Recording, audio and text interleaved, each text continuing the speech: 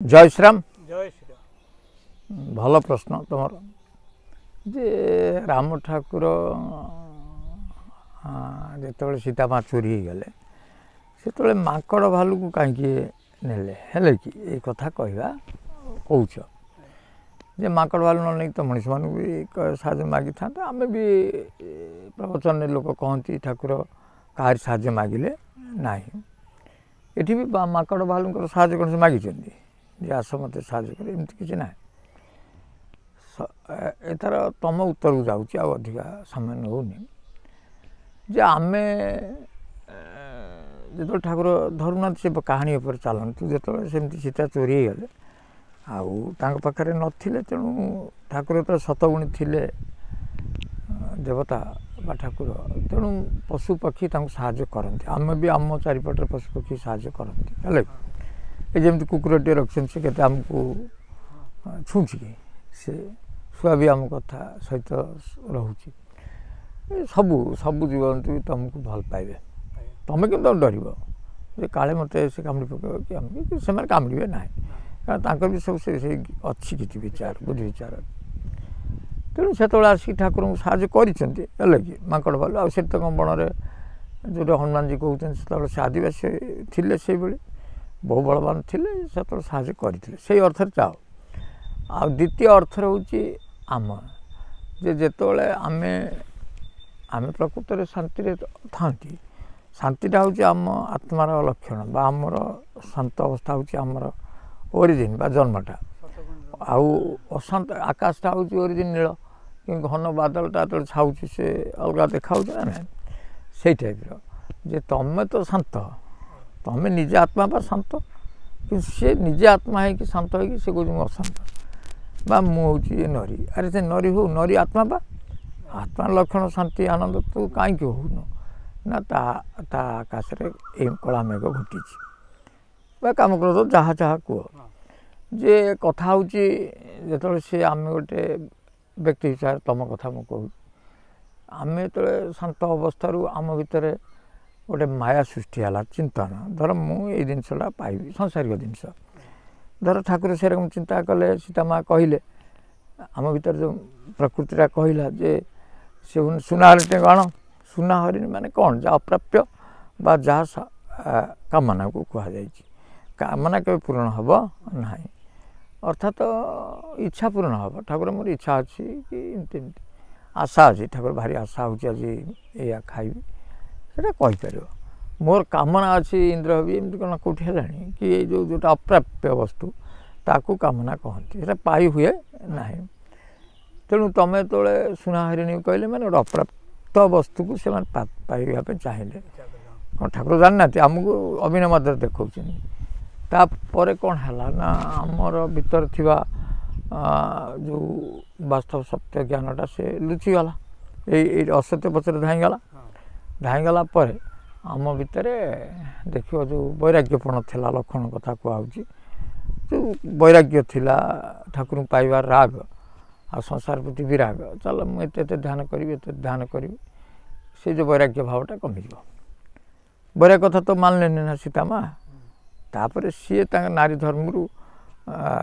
खसी आसिले है कि नारी धर्म पर जो अनुसया बुझे आगे देख त्रिगुणातीत पर माने अत्रिमुनि आश्रम तापर जा अनुसयांकर भेट हो तेणु स्वामी बोले से परमात्मा कथा से बुझे जहाद्वारा आमर जो अम्लान वस्त्र पाईगले अम्लान वस्त्र माने जो शरीर मर ना आम शरीर मरे ना अमरत्व पाईगले तेणु से माटी तलू पलैले आ कौन अमरत्व पाई तेणु से जो स्वामी की से सीता को खाली कहनी तो समस्त में से स्वामी की केमी भाव में आम पूजा करवा पाइपर से बाबद कही स्वामी धर्म उपर पदा को स्वामी धर्म देखा जे स्वामी बिना क्या चाहवा नहीं कि करवा नहीं कि ये जो बंद आम जो ध्यान कर तल को डेक आसवा नहीं कारण माया राक्षस अच्छी रावण अच्छी धर्नव ये सब कथा से बुझे किंतु से कथा से मानिले ना मानले कि तेणु से एरुणी बंध डेक एपड़क आसिले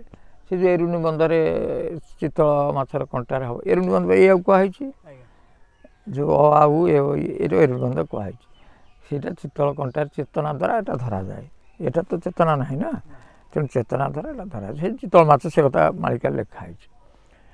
ତାପରେ ଯେତେବେଳେ ସୀତା ଚୋରି ହେଇଗଲେ ସେଇଟା ହେଉଛି ଆମ ଭିତରେ ଶାନ୍ତି। ଆମେ ଯେତେବେଳେ ଏଇ କଥା ମାୟାରେ ପଡ଼ିଲେ ଆଉ ବୈରାଗ୍ୟପଣ ଗଲାନି ପଳେଇଗଲା, ତାପରେ ଆମ ଭିତରେ ଅଶାନ୍ତି ହେଲା ଆଉ କ'ଣ। ତେଣୁ ଅଶାନ୍ତିକି ଯେଉଁ ପୁଣି ଶାନ୍ତି ଆଣିବା ପାଇଁ ହେଲେ ଆମକୁ ଅଜ୍ଞାନତା ଯେଉଁ ଅଜ୍ଞାନତାରେ ପଡ଼ିଯାଇଛନ୍ତି ସେ ଅଜ୍ଞାନତାକୁ ପୁଣି ବିନାଶ କରିବାକୁ ପଡ଼ିବ। ତେଣୁ ଅଜ୍ଞାନତାକୁ ବିନାଶ କରିବାକୁ ହେଲେ ଆମେ ଦେଖିବ ଠାକୁର ମାଙ୍କଡ଼ ଭାଲୁକୁ ସାଙ୍ଗରେ ନେଲେ। ଏଇଆ ତ କହୁଛୁ ଆଉ କ'ଣ। ମାଙ୍କଡ଼ ହେଉଛି ମନ, ଚଞ୍ଚଳ ମନକୁ ସ୍ଥିର କରିବା ମାଙ୍କଡ଼ ମାନେ ବା ମନର ଆୟତ୍ତ। ତା ବୁଦ୍ଧି ହେଉଛି ଭାଲୁ ଆଉ କ'ଣ। ତୁମେ ଦେଖିବ ନଳ ନୀଳ ବୁଦ୍ଧି ଦେଉଛନ୍ତି ନା ନାହିଁ, କାହାକୁ ମାଙ୍କଡ଼ ମାନଙ୍କୁ ଦେଉଛନ୍ତି ଯେ ତୁମେ ଏଇଭଳିଆ ସମୁଦ୍ର ଲାଗିବ ଏମିତି ସମୁଦ୍ର ଲାଗିବ କି ଯେଉଁ କଥା ବୁଝେଇଛନ୍ତି। ସବୁବେଳେ ନଳ ନଳ ତାଙ୍କର ମନ୍ତ୍ରୀ କିଏ ଜାମ୍ବବାନ କି କ'ଣ ସେ ହେଇଥିବେ ନଳ ନୀଳ ଯେ ବୁଦ୍ଧିଦାତା। ସେ ଭାଲୁ କାମ କଲା ବାଲା ମାଙ୍କଡ଼। ହନୁମାନଜୀ ତାଙ୍କ ଭିତରୁ ଶ୍ରେଷ୍ଠ, କାହିଁକିନା ସେ ଏକାଗ୍ର ହନୁମାନ। ତାଙ୍କ ଯେଉଁ ମନରେ ଆଉ ଅହଙ୍କାର ରହିଲାନି, ସେଇ ମନ ଦ୍ୱାରା ସେ ଠାକୁରଙ୍କର କାମ ସବୁ କରିଦେଲେ। କ'ଣ ଠାକୁରମାନେ ଆମରି ଭିତରେ ଯେଉଁ ଠାକୁରଙ୍କର କାମ କଲେ, ଏଇ ସପ୍ତଶୃଙ୍ଗୀ ଡେଇଁଲେ, ରାବଣକୁ ମାରିଲେ, ପୁଣି ସେ ତାଙ୍କୁ ଆଣିଲେ ବା ଆମ ଭିତରେ ଶାନ୍ତି ପ୍ରତିଷ୍ଠା ହେଇଗଲା। ଏଇ କଥାଟାକୁ ସେ କହିଛନ୍ତି ହେଲା ନା। ବୁଲେଇ ବାଙ୍କି ଯାହା କହିଲେ ବି ସେ ଗୋଟିଏ କଥା। ତେଣୁ ତୁମ ପ୍ରଶ୍ନର ଉତ୍ତର ହେଲା ମନ ହେଉଛି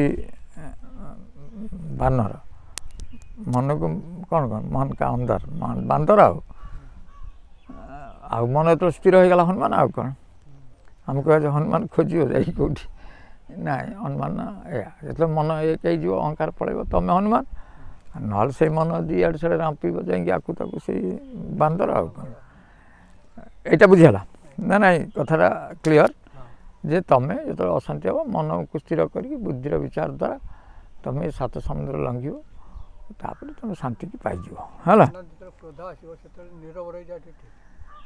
କ୍ରୋଧକୁ ପ୍ରଥମରୁ ଆଣିବାକୁ ଦେବନି। ପ୍ରଥମେ ତ ଆସିବ, ତାପରେ ଆଉ ଆଣିବାକୁ ଦେବନି, କାରଣ ତା ଆଗରେ ବିଚାର ରଖିବ। ତେଣୁ କ୍ରୋଧକୁ ଆୟତ୍ତ କରିବା ହେଲେ ବିଚାର ବହୁତ ଆବଶ୍ୟକ ଅଛି। ଯଦି ବିଚାର ସାପେକ୍ଷ ନ ହେବ ତୁମର ରାଗିବ। ଧର ମୁଁ ଜଣେ ତୁମକୁ ଗୋଟେ ଅତି ଅଭଦ୍ର ଭାଷା କହିଲା, ତୁମେ ତ ବିଚାର ଆଣୁନା ଯେ ମୁଁ ତାକୁ ବହୁତ ଥର କହିଥିଲି, ସେ ମୋତେ ସୁଝୁଛି ଆଉ କ'ଣ। ଇଏ ତ ଏମିତି କେଉଁଠି ନାହିଁ ଆକାଶରୁ ବାହାରିକି ଶବ୍ଦ ପଳେଇବ। ଯାହା ଭିତରେ କରୁଛ ତାରି ଭିତରେ ଫଳ ଆସୁଛି, ଆଉ କୁଆଡ଼େ ନୁହଁ। ଫଳ କି ଯାହା କରୁଛ ତୁମେ ଫଳ ପାଉଛ, ଯାହା କହୁଛ ସେଇଭଳି ଆସୁଛି। ତେଣୁ ଏଥିରେ ତୁମେ ଖୁସି ହେଇଯିବ, ଛାଡ଼ ମୁଁ ତ କିଛି କହିନି, ସେ ଏତେ କହିଲାଣି, ଅର୍ଥାତ୍ ମୋ ଋଣଟା ସୁଝୁଛି ଆଉ କ'ଣ। ଧର ପୁଅ କହିଲା, ପୁଅ ପୁଅ ଧଗାଟେ ପକେଇଲାଣି, ଛାଡ଼ ଆମ ଛୁଆ ତ ମୋର ଆଉ କ'ଣ କରିବା। ଆଉ ତା ପରିମାଣରେ କ'ଣଟା କରିପାରିବ ଯଦି ବିଚାର ନ ଦେବ। ତା ଲୋକ ହସା ହେବ ଆଉ କ'ଣ। ଗାଁରେ ବୁଲି କହିବ ମୋ ପୁଅ ମାଇଲା, ଲୋକ କହିବେ ଭଲ ହେଇଛି। ଲୋକ କ'ଣ ପ୍ରଥମେ ତ ସହାନୁଭୂତି ଦେଖେଇବ ଏମିତି କରିଦେଲା, ପଛରେ କହିଲେ ନାଇଁ ଭଲ ହେଇଛି। ଏ ଲୋକଙ୍କ ପ୍ରକୃତି ହେଉଛି ସେଇଆ।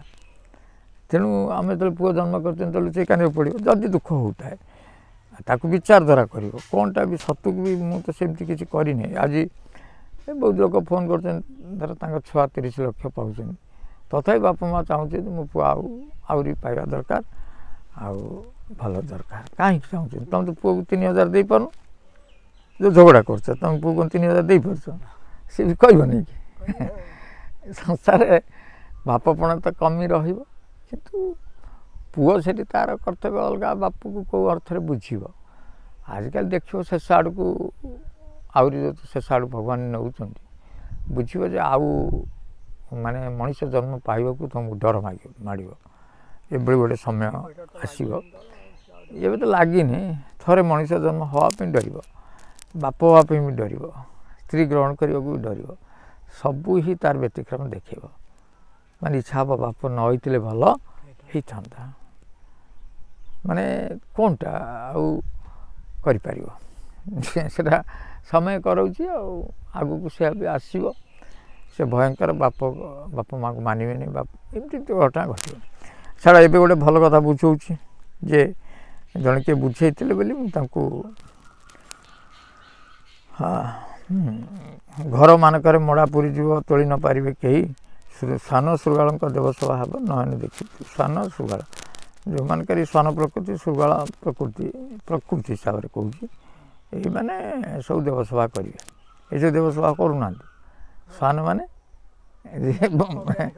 ନାଇଁ ନାଇଁ ଶ୍ୱାନ କୁକୁର ନୀତି ଶିଆଳ ନୀତି ଯେଉଁ ଅଛି ମାଛ ମାଂସ ଖାଇବା ଏ କରିବା ସେ କରିବା କୁକୁରଙ୍କର ଯେଉଁ ପ୍ରକୃତି ଏଇମାନେ ଲୋକ ଦେଖିବୁ ନୟନରେ ଦେଖିବୁ ଏଇମାନେ ବି ବସିକି ସବୁ ସଭା କରିବେ ମାନେ ତାଙ୍କ ଜାତକରେ ବି ଧର୍ମ ଜାଣିନାହାନ୍ତି କିନ୍ତୁ ଦେବସଭା ସେ କରିବେ ଶ୍ୱାନ ଶୃଗାଳ ଦେବସଭା କରିବେ ଆଉ ଶ୍ୱାନ ଶୃଗାଳ କୁକୁର ଶିଆଳ ସବୁ ଦେବସଭା କରିବେ ଏଇ ପ୍ରକୃତିର ଲୋକ ହଁ ଏଇ ପ୍ରକୃତିର ଲୋକମାନେ କରିବେ ଗାଲୁଆ ମାଲୁଆ ଭକତ ଯେତେ ଏ ଗାଲୁଆ ମାଲୁଆ ଲେଖିଲେ ନା ନାହିଁ ସେ ଗାଲୁଆ ମାଲୁଆ କହୁଛି ଶ୍ୱାନ ଶୃଗାଳ ସେ କାଳେ କହିବେ ବଣା ଶୂନ୍ୟ ଭଜନକୁ ଯେ ସନ କହିବ ସେ ହେବ ଭକତ ଶୂନ୍ୟ ଭଜନକୁ ଯେ ଜାଣିଛନ୍ତି ଶୂନ୍ୟ ଭଜନ କେମିତି କହିବେ କି ଅଚାନ୍ତ ଲେଖିଦେଇଛନ୍ତି ଶୂନ୍ୟ ଭଜନ ନା ନା ନା ସେଇଟା କହିପାରିବେନି ସେଇଟା ତ କହୁଥିଲେ ସବୁ ସରନ୍ତା ନା ସିଏ ଯେତେବେଳେ ଏଇ ଯେଉଁ କହିଲି ସିଏ ତାର ଶୂନ୍ୟ ଭଜନ ଜାଣିବ କାହାକୁ କେଉଁ ଘରେ ଭାବରେ ଦେବେ ଗୁରୁ ଆସୁଛନ୍ତି ନା ନାହିଁ ବହୁତ ଗୁରୁ କେମିତି ହେଉଛନ୍ତି ତାଙ୍କ ତତ୍ତ୍ୱ ଅନ୍ୟଠାରୁ ଟିକେ ଭିନ୍ନ ହେଉଛି ବୋଲି ସେ ଗୁରୁ ହେଉଛନ୍ତି ସେଇ ସେ ତ ଜ୍ଞାତ ହେଇଯିବ ଶୂନ୍ୟ ଭଜନ ଯେସନ କହିବ ସେ ହେବ ଭକତ ଗଣା ଏକବିଂଶ ନାମ କେହି ନ ବୁଝିବେ ନିଜ ନାମ କାରବାର ଏଇଟାକୁ ସେ ବୁଝେଇଥିଲେ ଏକବିଂଶ ନାମ ମାନେ ଏଇ ଯେଉଁ ପବନଟାକୁ କେହି ବୁଝିବେନି ନିଜ ନାଁରେ କାରବାର କରିବେ ନିଜ ନାମରେ ଧର ସମସ୍ତେ ମୁଁ କଳ୍ପତରୁ ନାଁରେ କହିବି କର କି କେଶବ ନାଁରେ କରିବ ଆଉ ଯେଉଁମାନେ ଠାକୁରଙ୍କ ନାଁ ନୂଆ ଔଷଧ କରିପାରିବେନି ଧର ଅଭିରାମ ପରମହଂସ ତାଙ୍କ ନାଁରେ ବି କରିପାରିବେ ଅଚ୍ୟୁତ ବି କରିଛନ୍ତି ତାଙ୍କ ନାଁରେ ହାଡ଼ିଦାସ କେଉଁ କରିନାହାନ୍ତି ତାଙ୍କ ନାଁରେ ଭୀମ ବୈତ କିଛି ବି କରିନି ଖାଲି ତା ଆମେ ବି କବିତା ଲେଖିକି ତା ପଛରେ ଏଇଟା ଦେଉଛନ୍ତି ଏଇଟା ନୁହଁ ସେଟା ଆକ୍ଚୁଆଲି ସେୟା ନୁହଁ ସେ ଯାହା ବିଶ୍ଳେଷଣ କରିଥିଲେ ତାହା ନୁହଁ ଭଲ ଭାବରେ ଟିକେ ସେ ବୁଝିବା ଦରକାର ଏକବିଂଶ ନାମ କେହି ନ ବୁଝିବେ ଏଇ ଯେଉଁ ପବନଟା ଯାଉଛି ସେଟା 21,600 ଏକବିଂଶ ନାମ ତାକୁ ବୁଝିବେ ନାହିଁ କିଏ ବ୍ରହ୍ମ ବା ପରମାତ୍ମା ନା ପରମାତ୍ମା ନିଜ ନାମ କାରବାର ତମ ନାଁଟା କ'ଣ ତୁମେ କହିବାକୁ ଜାଣିବାକୁ ପଡ଼ିବ ତମ ନାଁ କଳ୍ପତରୁ ନୁହଁ ତମ ନାଁ ଅଭିରାମ ନୁହଁ ତମ ନାଁ ନରହରି ନୁହଁ ତମ ନାଁ ହାଡ଼ିଦାସ ନୁହଁ କି ଯିଏ ନୁହଁ ତମ ନାଁ ଗୋଟେ ଅଛି ଆ ଭିତରେ ନିଜ ନାମ କାରବାର ହେଲା କି ସେଇ ଯେଉଁ ନିଜ ନାମ ବୋଲେ ମାତୃଗର୍ଭ ନାମ ସେଇଟା କାରବାର ହେଉଛି ହେଲା କି ତମେ ନିଜ ନାମ ଯେତେବେଳେ ଜାଣିଯିବ ଆଉ କିଏ ତୁମେ ରଖିବ ଆଉ ଖାଲି 21,000 ଆକୁ ଜପିଲେ ହଁ ଆୟୁଷ ବଢ଼ିପାରେ ହେଲା କି କିନ୍ତୁ ତମ ନାମ ଜାଣିବାକୁ ପଡ଼ିବ ହଁ ନାଇଁ ନାଇଁ ସେଟା ଠାକୁ ରଖ ଯେ ମାତୃଗର୍ଭ ନାମ ହେଉଛି ନିଜ ନାମ ତେଣୁ ମାତୃଗର୍ଭ ନାମକୁ ଯିଏ ଜାଣିଗଲା ଜାଣିଯିବ ଖାଲି କହିଲେ ହେବନି ଜାଣିବଲେ ହେବନି ତାକୁ ଜାଣିବ ନିଜ ନାମ ଜାଣିଗଲେ କେହି ନ ବୁଝି ନିଜ ନାମ କାରବାର ଏଟାକୁ ସେ କହିଦେଲେ ଯେ ଏଗୁଡ଼ା ନ କରିକି ଲୋକ ନିଜ ନାଁରେ ସବୁ ଧର୍ମ ତିଆରି କରୁଛନ୍ତି ନାଇଁ ନିଜ ନାମ କହିଲେ ମାତୃଗର୍ଭ ନାମ ହେଲା ନ ଜାଣିଲା ଲୋକ ଖର୍ପରେ ପଡ଼ିବେ ଏଇଠି କହିଲେ ଯେ ନ ଜାଣିଲା ଲୋକ ସେଇଟା ଖର୍ପରେ ପଡ଼ିବେ ଆଉ ଯିଏ ନିଜ ଦମ୍ଭ ଖମ୍ବ ହେବ ଦୂର କାରଣ ନିଜ ନାଁଟା ଜାଣିନି ନା ଆଉ ସେ କ'ଣ କହିବ ତେଣୁ ପଞ୍ଚସଖା ମାନେ ତାଟକା ହେଲେଣି ଦେଖିଏ କଳିର ଦଶା ଠାକୁର ପୂଜିବା ବ୍ୟର୍ଥ ହୋଇବ କର ନିଜ ନାମ ଆଶ୍ରା ଆଉ କ'ଣ ତେଣୁ ନିଜ ନାମଟାକୁ ଆଶ୍ରା କର ଫେର ଯଦି ସେଠି କହିଥାନ୍ତେ ନିଜ ନାମରେ ଠକୁଛନ୍ତି ତାହେଲେ ନିଜ ନାମ ଆଶ୍ରା କରିବା କାହିଁକି କହିଲେ ନିଜ ନାମ ହେଉଛି ମାତୃଗର୍ଭ ନାମ କେବଳ ଗୁରୁ ଜାଣନ୍ତି ଆଉ କ'ଣ ତେଣୁ ଗୁରୁଙ୍କ ପାଖରେ ଶରଣ ନ ହେଲା ପର୍ଯ୍ୟନ୍ତ କିଛି ବି ବୁଝିପାରିବ ନାହିଁ ସେ ନିଜ ନାମ କ'ଣ ସେ 21,600 କ'ଣ ସବୁ ଗୁରୁ ରହିଛନ୍ତି ଗୁରୁ ଯାହା କୃପା କଲେ ସେ ହେଇଗଲା ଆଉ କ'ଣ ସବୁ ଠିକ୍ ଠାକ୍ ଜୟ ଶ୍ରୀରାମ।